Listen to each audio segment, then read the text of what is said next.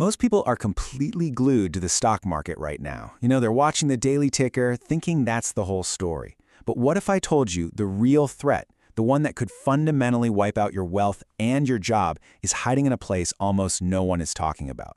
Welcome to this explainer. Today, we're pulling back the curtain on a massive convergence of economic forces heading straight for us. Okay, let's dive right into this. But I've got to ask right out of the gate, are we really just doing the whole 2008 fear-mongering thing all over again? Because it feels like every few years, someone predicts the sky is falling, we get a little dip, and then boom, the market rallies. Is this just another phantom housing crash scenario? Look, that's a totally fair question, but no, this is entirely different from 2008. What we're actually looking at is known as the scrutinize scenario. Based on some really deep macroeconomic data, this projects a late 2027 doomsday. We're talking double-digit unemployment, specifically targeting white-collar workers, and literal Occupy Silicon Valley protests outside AI companies like OpenAI. The reason this is so much more dangerous than a simple housing crash is that it strikes right at the core of the real economy. It's coming for human intelligence and consumer spending. Wait, 10% unemployment and an attack on tech, how do we actually get to a point that catastrophic? What's the mechanism here? Well, it starts with our first section, the global death trap, the leaking dam. To really understand the mechanism, we have to look at the first of two massive macroeconomic forces. I want you to think of the global financial system right now as a massive aging dam. And the water pressure building up behind it? That is the global debt supercycle. Just look at the sheer volume of water behind that dam. By late 2025, global debt reached a mind-numbing $346 trillion. Yes, trillion with a T. That is roughly 310% of the entire world's gross domestic product. We have quite literally borrowed against our own future to a degree that is historically unprecedented. Now, if we break this down sector by sector, you can see exactly where that dam is structurally at its weakest. Government borrowing alone has crossed the $100 trillion mark, which represents about 93% of global GDP. Add in 90% corporate debt, and you start to see a system that is just entirely leveraged. And here's the kicker. Central banks used to buy all this up, but now they're stepping back. That leaves the entire market highly vulnerable to any sudden shocks. And here is where the trap snaps shut. It's literally become a snake eating its own tail. When interest rates stay higher for longer, the cost just to maintain this mountain of debt becomes absolutely crushing. To put that into perspective, the US alone is projected to spend over $1 trillion a year just on interest payments. That's money being completely siphoned away from productive investments, infrastructure, and the real economy. Okay, I see the debt issue. But let's look at the other side of this in Section 2, the AI infrastructure bubble, a modern tulip mania? Let me push back a bit here and pivot to the technology sector. Because a lot of analysts argue that the current AI boom isn't just some speculative mania. It's a structural revolution, right? It's boosting productivity, and it could literally generate enough economic growth to save us from that very debt trap. And if you look at the historical data, you can really see why this isn't just the year 2000 repeating itself. Back during the dot-com bubble, companies were trading at 79 times their forward earnings, and that was basically just based on eyeballs and clicks. Today, the 2026 AI cycle is trading around 25 times forward earnings.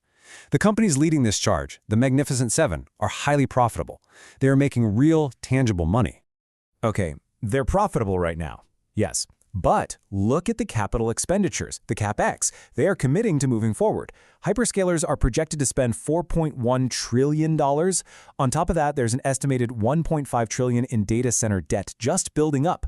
So the absolutely critical question investigators are asking is, where is the software monetization to actually pay for all this infrastructure? It's like we're building a massive state-of-the-art railroad, but we aren't seeing nearly enough freight yet to justify the cost.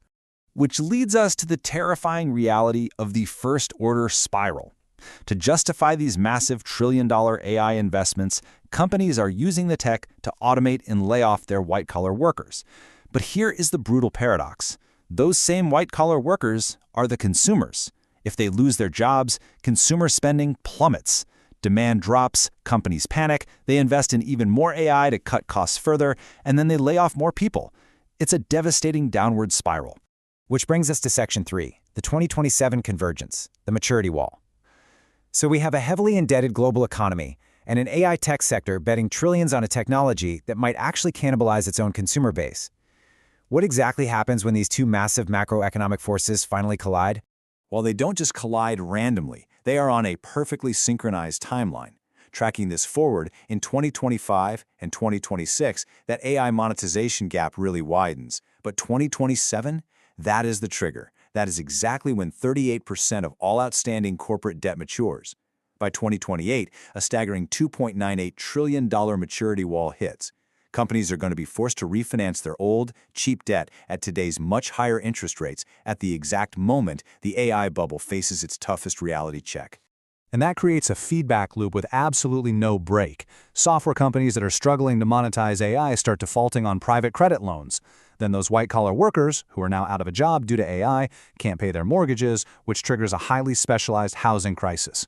According to the data, this exact convergence could potentially wipe out 57% of the S&P 500 by late 2027. And we have to be real here. This isn't all happening in a vacuum. Real-world geopolitical shocks are acting as massive accelerants right now. The kinetic conflict in the Middle East has disrupted the Strait of Hormuz, pushing Brent crude past $90 a barrel. On top of that, the U.S. labor market's one engine, the healthcare sector, has really begun to stall out. So these aren't just wild future predictions. These supply shocks are happening to us today. Exactly. And those specific supply and energy shocks create the ultimate nightmare for central banks, stagflation.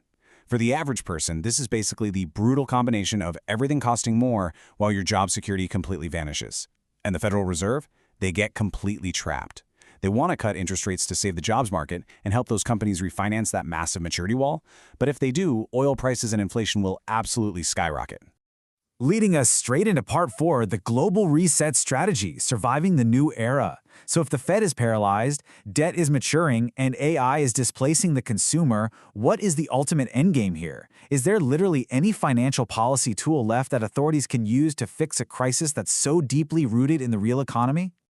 The short, scary answer is no. No conventional tool is going to work here. What the sources point to is a modern debt jubilee. Now, they aren't just going to forgive the debt outright. Instead, they'll use something called financial repression. This means governments will intentionally keep interest rates below the real rate of inflation for years. It is essentially a stealth default. They quietly burn off the value of the national debt, but they do it entirely at the expense of everyday savers, whose money silently loses its purchasing power. And this kind of managed collapse, it forces a massive geopolitical shift. As the US dollar is devalued to manage all that debt, we see a global transition to a multipolar monetary order. Other nations are heavily accumulating gold right now and moving toward BRICS alternative payment networks and central bank digital currencies, or CBDCs, just to bypass traditional dollar-based systems entirely.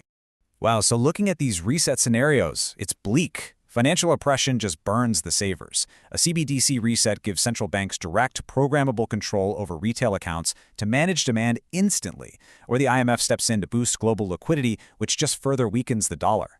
It really seems like the debate isn't if they will intervene, but which artificial strategy they're going to deploy to engineer a soft landing over the next 18 months. Exactly. It is a highly managed collapse, designed specifically to prevent a total systemic failure. But listen, here is the absolute most crucial takeaway. You do not have to just sit there and take the hit. You can act.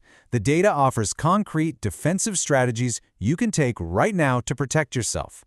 First, increase your exposure to HALO, heavy assets with low obsolescence. Think hard infrastructure and tangible commodities. Accumulate precious metals like gold, which, by the way, central banks are hoarding right now.